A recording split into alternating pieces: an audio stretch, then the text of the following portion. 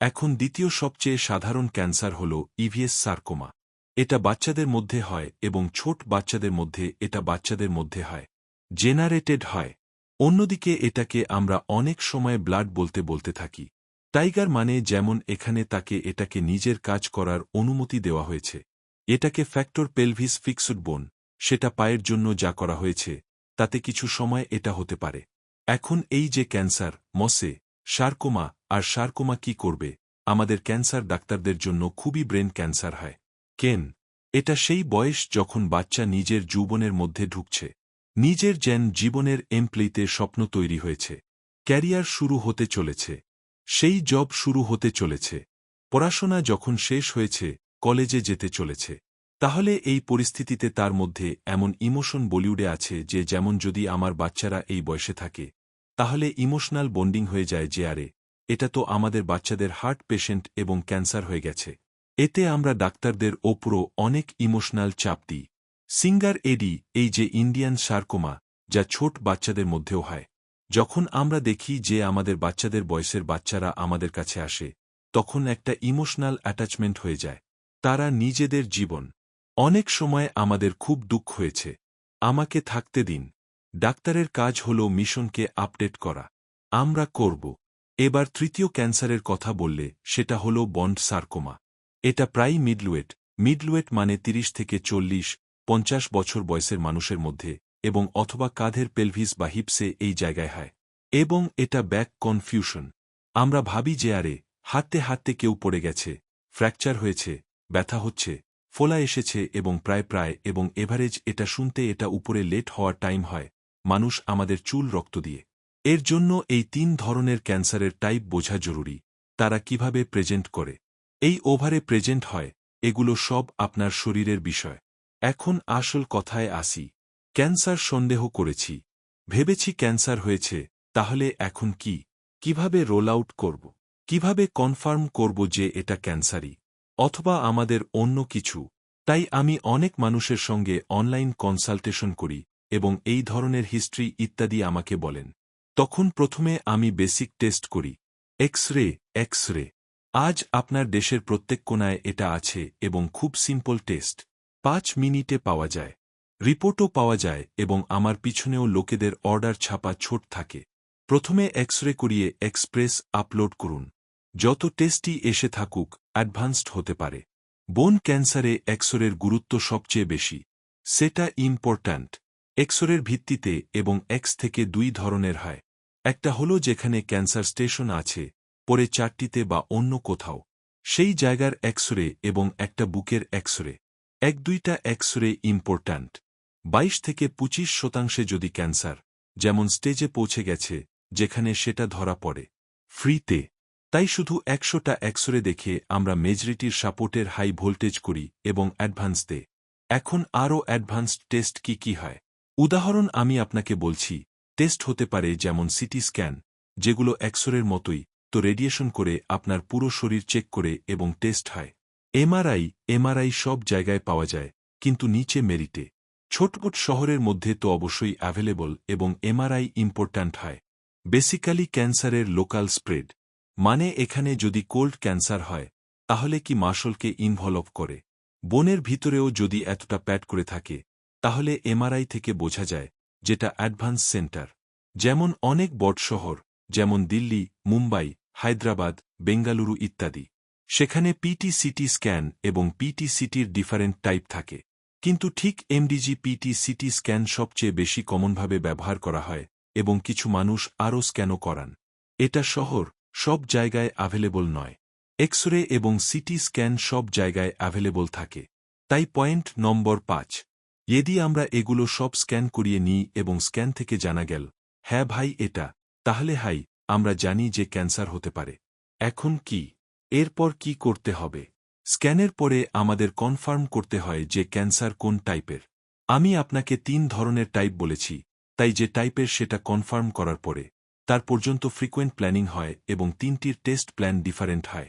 কোন টাইপের সার্জারি করতে হবে, কোন টাইপের কেমোথেরাপি দিতে হবে, কোন টাইপের অন্য কিছু করতে হবে, সেই ক্যান্সারের টাইপ ইম্পর্ট্যান্ট হয়। এর জন্য টাইপ পালন করার জন্য এখন করি বায়োপসি। এখন বেসিক্যালি এই বায়োপসি কি? বায়োপসি একটা পদ্ধতি। একটু মোটা হয়। এটাকে আমরা যেখানে ক্যান্সারের সাসপেনশন আছে তার ভিতরে ঢুকিয়ে ছোট একটা পিস বের করে ল্যাবে পাঠাই এবং জানতে পারি সেটা কোন টাইপের ক্যান্সার। অনেক টেস্ট হয়, মাইক্রোস্কোপের ভিতরে দেখা হয়, কিছু স্পেশাল কেমিক্যাল তাতে দেওয়া হয়। সব দেওয়ার পরে আমরা জানতে পারি কোন টাইপের। এখন এই দুই ইনফরমেশন মানে স্ক্যানের রিপোর্ট এবং বায়োপসি আমাদের জন্য ইম্পর্ট্যান্ট। তাহলে ট্রিটমেন্ট কি দিতে হবে? কারণ প্রায় মানুষ প্রশ্ন করে, আরে স্টেজ কি? বোন ক্যান্সার কেমন, যাতে প্র্যাকটিক্যালি দুইটা স্টেজ হয়, হয় সেটা লোকাল অথবা সেটা ছড়িয়ে গেছে। ডাক্তার মানে স্টেজ 1 যেকোনো হতে পারে, কিন্তু এক জায়গায়। আর স্টেজ মানে কোথাও অন্য জায়গায় ছড়িয়ে গেছে। স্টেজ 1, 2, 3 মধ্যে সাইজ বড় হয়ে গেলে কিন্তু রোগটা এখনও একই জায়গায় থাকে। সেটা 1 সেন্টিমিটার হতে পারে, 2 সেন্টিমিটার, 3 সেন্টিমিটার উদাহরণ হিসেবে। কিন্তু এখনও এখানে যখন এটা স্টেজে অন্য কোথাও চলে গেছে বলে মনে হয়, কিন্তু চলে গেছে, তখন তাকে স্টেজ 4 বলে। এমন নয় যে স্টেজ 4 এর মানে এখন ঠিক করা যাবে না, কিন্তু ট্রিটমেন্ট অ্যাগ্রেসিভ করতে হয় এবং পুরো ট্রিটমেন্ট করার পরেও হতে পারে যে জিনিসটা কেন না হোক। এখন লাস্ট পার্ট আছে। সব হয়ে গেছে, ইনভেস্টিগেশন হয়ে গেছে, টেস্টিং হয়ে গেছে। ট্রিটমেন্ট কি করতে হবে? ক্যান্সারকে ট্রিট করতে হবে। মানে এই জিনিসগুলোর মধ্যে কম্পোনেন্ট থাকে সার্জারি, কেমোথেরাপি এবং রেডিয়েশন। সার্জারি মানে যেখানে পর্যন্ত গাঁট হয়েছে সেটা বের করতে হবে। তো মানে কিছু এমন ইনজেকশন ইত্যাদি দিতে পারেন যাতে ক্যান্সার ছোট হয়ে যায়। কখনো কখনো আমরা এই জায়গায় পাইপকে ব্লক বা আপনাকে পাইপের আগে লাগিয়ে 1 মিনিটের পরে। এখন যে এই বায়োপসি আছে, বায়োপসি আপনাকে নিজের যে সেন্টার যেখানে আপনি এটা নিতে চলেছেন সেটা ভালোভাবে চুজ করা উচিত। সার্জন আপনাকে আপডেট করতে চলেছে, তাকে ভালোভাবে ব্যবহার করা উচিত, কারণ যে রাস্তা দিয়ে বায়োপসি করা হয়েছে সেই রাস্তা আপনাকে সার্জারিতে কম্পালসরি বের করতে হবে। বের করতেই হবে। এটা কারণ যেখান থেকে আপনি সুচ ঢুকিয়েছেন সেই জায়গায়, সেই ফ্ল্যাটের ভিতরে ক্যান্সার থাকে। এর জন্য যদি সেন্টার এখানে হয়, আপনি সবজি কাটার মতো যেটা ব্যবহার করেন সেটা ব্যবহার করুন এবং অন্তত বায়োপসি একই জায়গায় করুন। অনেক সময় আমাদের কাছে এমন কেস আসে যেখানে পেশেন্ট কোনো ভিলেজের, কোনো গ্রামের এবং ইনফরমেশনের অভাবের কারণে সেখানেই লোকাল সেক্টরে করে দেওয়া হয়। তারপরে তার ক্যান্সার হয় এবং যখন পেশেন্ট আমাদের কাছে আসে তখন আমরা জানি না তার বায়োপসি কোথা থেকে এসেছে। বিতর্ক এতটাই জানা আছে। এখন এই সিচুয়েশনে আমরা অনেক সময় ঠিকভাবে সার্জারি প্ল্যান করতে পারি না যে কোন অংশটা বের করতে হবে। এর জন্য আমরা বাস রাইটার নিজের জায়গায় চৌধুরী আছে যেখানে আপনি যেতে পারেন, পুরো ট্রিটমেন্ট নিতে পারেন। সেখানকার সেন্টার শুরু করুন। তো এটা যে কুড়ি, বেসিক্যালি আমি এই ডায়াগ্রামটা বানিয়েছি যে আপনি, এটা আমার বায়োপসিতে বলা হয়েছে, বায়োপসি হবে এবং সেটা সেন্টারে করা উচিত যেখানে যে সার্জারি কন্ট্রোল সার্জন করতে চলেছে, তারপরেও সেই জায়গায় আপনার ডায়াগ্রাম দেখাতে পারে। তো back to the factor sequence part. এখন সার্জারির কথা বললে আপনাকে নিজের সার্জন ঠিকভাবে বেছে নিতে হবে। আমি সব সার্জনকে রেসপেক্ট করি, কিন্তু বোন ক্যান্সার এমন একটা ক্যান্সার যেখানে সার্জারির এক্সপার্টিজ মানে কত বেশি সার্জারি করবেন। এইভাবে ক্যান্সারের সার্জারি ম্যাটার করে। সিম্পল অপারেশন, যে বোন ক্যান্সার সার্জারিতে এক্সপার্ট নয় বা ভ্যাক্স পিয়ার্স নেই, তার বোন ক্যান্সার সার্জারি অ্যাটেম্পট করা উচিত নয়। কারণ সার্জারির এক্সপেন্ডের ওপর অনেকটাই ডিপেন্ড করে যে আমরা ক্যান্সারটা পুরোপুরি করতে পেরেছি কিনা। শুধু আরেকটা কথা হল, বোন ক্যান্সার স্পেশালিস্টের কাছ থেকে সার্জারি করানো উচিত, কারণ আজকের সময়ে মডার্ন টেকনিকের মাধ্যমে আমরা চেষ্টা করি যে যেকোনোভাবে পেশেন্টের যে ফাংশন আছে, সাধারণ, ব্ল্যাক বা হোয়াইট, সেটা আমরা প্রোটেক্ট করতে পারি। আগের দিনে যখন কেমোথেরাপি ইত্যাদি আর সার্জারি এত অ্যাডভান্স ছিল না, যদি এখানে পর্যন্ত ক্যান্সার থাকে, সরিয়ে দাও। নিজের সেন্সরটা সরিয়ে দিলেন, তাহলে আপনি হিসাব রাখতে পারবেন না, তাই বেসিক্যালি পুরোটা আটকে দিতে হতো। একইভাবে যদি উরুতে ক্যান্সার হয়ে থাকে, তাহলে পুরোটা কেটে ফেলতে হতো। তার বদলে আজ আমরা চেষ্টা করি একজন পেশেন্টকে কোনোভাবে আর বা পার বসিয়ে রাখা যায়। তাকে আমরা বলি দিন সাল বিচ, লুন্ড সাল বিচ আমাদের মেইন টার্গেট থাকে। আর সেই জন্য সার্ভিসের মধ্যে অনেক ধরনের প্রসেস আছে, মানে নকল বডি পার্টস। পুরনো সময়ে এমন হতো যে যদি কারো হাত কেটে দেওয়া হয়, তারপরে আর কোনো অপশন নেই। একমাত্র অপশন হল নকল হাত, যার কোনো ফাংশন নেই, শুধু দেখতে হাতের মতো লাগে। কিন্তু আজকের সময়ে আমাদের কাছে অনেক আর্টিফিশিয়াল বডি পার্ট আছে।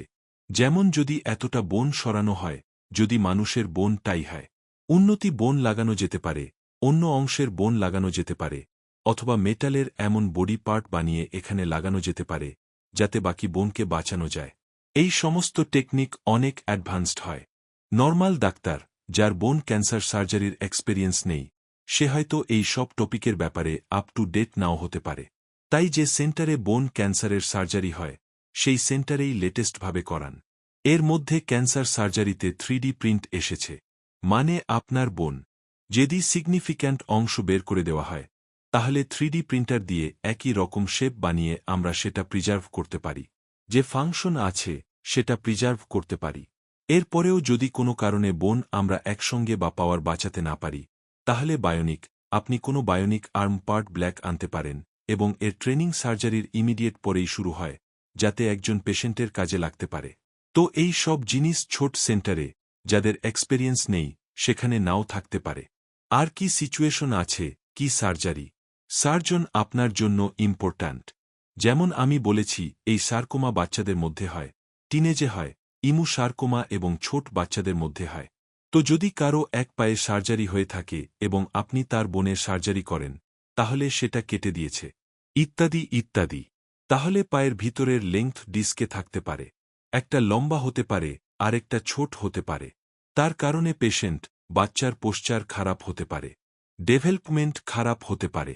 আর পূর্ণ সময়ে একটাই অপশন ছিল, ভাই, যে পা ছোট সেটা নিচে হিলওয়ালা জুতো লাগিয়ে দাও।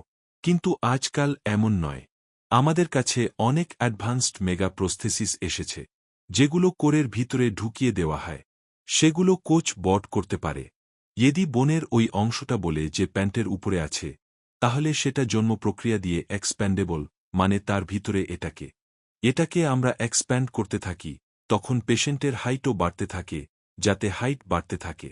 ফলে পেশেন্টের ফিউচারের মধ্যে হাইট নিয়ে ডিস্টারবেন্স আসে না। তাই এই সব অ্যাডভান্সড টেকনিক বোন ক্যান্সারের সার্জারিতে ইম্পর্ট্যান্ট। আপনি অন্তত একটা সেকেন্ড ওপিনিয়ন অনলাইনে নিতে পারেন। স্পটে ডাক্তাররা আছেন যে কী ধরনের সার্জারি, কী ধরনের প্রস্থেসিস, কী ধরনের আর্টিফিশিয়াল বডির অংশ লাগিয়ে ক্যাপ্টেন ডিব্বে সেট করা যেতে পারে, যার পার্সন হয়ে যেতে পারে, অথবা যদি বানাতে না পারেন তাহলে পরে কি করতে পারেন। এই ধরনের সব কিছু আপনারা দিতে পারেন। এখন যদি কেমোথেরাপির কথা বলি, তাহলে সার্কোমার কেমোথেরাপি বেশ স্ট্যান্ডার্ড। গত অনেক বছর ধরে, কিন্তু ছোট সেন্টারে বা এখানে খুব কাছাকাছি ফ্রি সেন্টারে করা যেতে পারে। পুরো ডোজ কেমোথেরাপি দিতে নাও পারে, এর অনেক কারণ থাকে।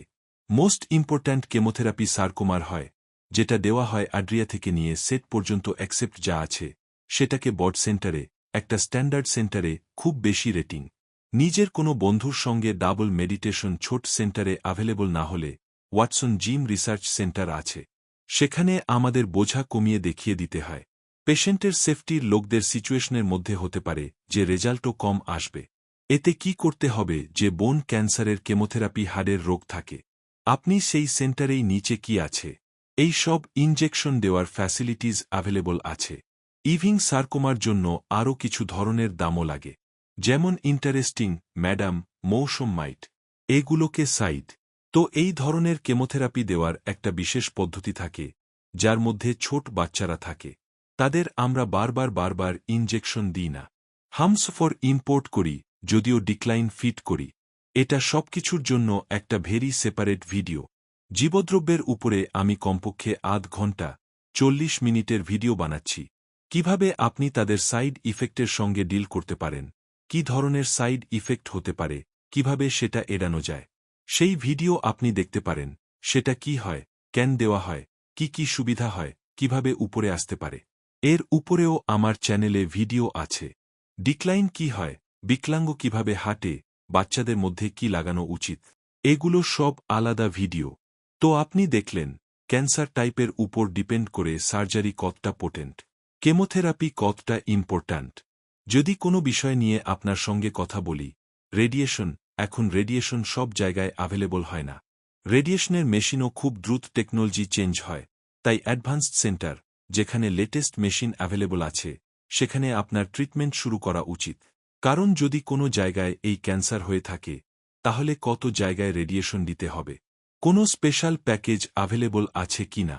রিলিফের মতো ইফেক্ট হয় আইয়ের উপর অপারেটর প্রেডিকশন, মানে যখন সার্জারি করছি, সার্জারি করে হার্ট বের করি, রেডিয়েশন ডিপার্টমেন্ট সেটা টিকাকরণের কাছে আসাওয়া করে, তারপর এক এক করে স্পেশাল সেট করি, তারপর আবার দেখাই অথবা বত্তর বোন ব্যাংকে রেখে দেওয়া যেতে পারে। ততক্ষণ এখানে কোনো কমপ্লিকেটেড পাবলিকেশন যদি আসে, তাহলে কি ধরনের অ্যাডভান্সড রেডিয়েশন সেটিং সব জায়গায়, ছোট সেন্টারে অ্যাভেলেবল নয়। আপনার যে সেন্টার, আপনাকে ভালোভাবে ভেবে বুঝে চুজ করা উচিত। হোম ক্যান্সার পর্যন্ত একটা ওয়ার্ল্ড কমপ্লিট ট্রিটমেন্ট আইডিয়ালি এক জায়গায় হওয়া উচিত, কারণ এটা কমপ্লেক্স রোগ, এর দামও কমপ্লেক্স, এর রেডিয়েশনও কমপ্লেক্স। তাই এই জিনিসগুলো আপনার মনে রাখা উচিত। তো যখন আমরা এই সব পয়েন্ট কভার করে ফেলেছি, একটা শেষ পয়েন্ট আছে, যেটা অফার নেগলেক্ট পয়েন্ট, আর সেই শেষ পয়েন্টের নাম হল ফার্টিলিটি প্রিজার্ভেশন। যেমন আমি আপনাকে ভিডিওর শুরু থেকেই বলেছি, বোন ক্যান্সার ইত্যাদি এই ধরনের বয়সে হয়, টিনএজ, ইয়ং অ্যাডাল্টস বা বাচ্চা। আর বোন ক্যান্সারও অনেক বেশি মানুষের হয়ে যায়। তো যখন এই বাচ্চারা ঠিক হয়ে যায় বা এই ইয়ং টিনেজ ঠিক হয়ে যায়, পরে গিয়ে তাদের বিয়ে হয়, এবং সেই সময় 10% মানুষের মধ্যে এই ধরনের সমস্যা আসতে পারে। বাচ্চা হওয়ার ক্ষেত্রে আসতে পারে, ম্যারিটাল ফাংশন করতে কোনো অসুবিধা হয় না, কিন্তু বাচ্চা জন্ম দেওয়ার যে ক্ষমতা, তাতে সমস্যা হতে পারে। সময়ে এসে এই বিষয়টা পেশেন্টের মা বাবা এবং ডাক্তারও অনেক সময় ঘোষণা করে দেন যে ভাই, কি বেশি ইম্পর্ট্যান্ট নাকি বাচ্চা? আগে যান, বাচ্চাকে সামনে দেখব, হবে তো হবে, হবে না তো পরে দেখা যাবে। কিন্তু আপনি পেশেন্টের দিক থেকে ভাবুন, এমন একটা রোগ যার প্রায় 1 বছরের ট্রিটমেন্ট হয়, তার সঙ্গে লড়াই করে বাইরে এসে ঠিক হয়ে গেছে এবং এখন নরমাল জীবনে আছে, আর তখন একটা নতুন সমস্যা আসা শুরু হয়, কোনো রিপ্রোডাকশন প্রবলেম হয়। এগুলো কেন হয়? বেসিক্যালি আমাদের যে কেমোথেরাপি, যেমন ফ্যাক্টর ফসফাইড আমরা এর উপর দিচ্ছি, তো কিছু সাইডে দিচ্ছি। এই % লোকের এমন হয় যে স্পার্ম ড্যামেজ হয়ে যায় বা ওভাম, মানে যে ফিমেল অর্গান, সেটা ড্যামেজ হয়ে গেলে নরমাল ফাংশনে 5 বা ওভাম তৈরি হয় না, ড্যামেজ হয়ে যায়। এর জন্য কেমোথেরাপি শুরু করার আগে আমি আমার সব পেশেন্টকে রিকমেন্ড করি যে স্পার্ম ব্যাংকিং পেটের জন্য কি হবে, প্রিজার্ভেশন ফিমেলদের জন্য করিয়ে নেওয়া উচিত। যদি কোনো কারণে করাতে না পারেন, তাহলে কিছু এমন ইনজেকশন আসে, যার কারণে আমরা ওভায়ের ফাংশন স্টপ করে দিই, টেম্পোরারি। আর তার ফলে কেমোথেরাপির যে প্যাকেজ হওয়ার কথা, সেটা কম হয় এবং এইভাবে আমরা পেশেন্টের ফিউচার সম্পর্কে ভাবতে পারি।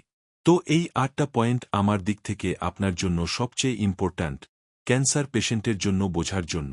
যদি আপনি এমন কোনো পেশেন্টকে জানেন যে বোন ক্যান্সারের সঙ্গে লড়াই করছে, তার সঙ্গে ভিডিও শেয়ার করে এই সব করুন।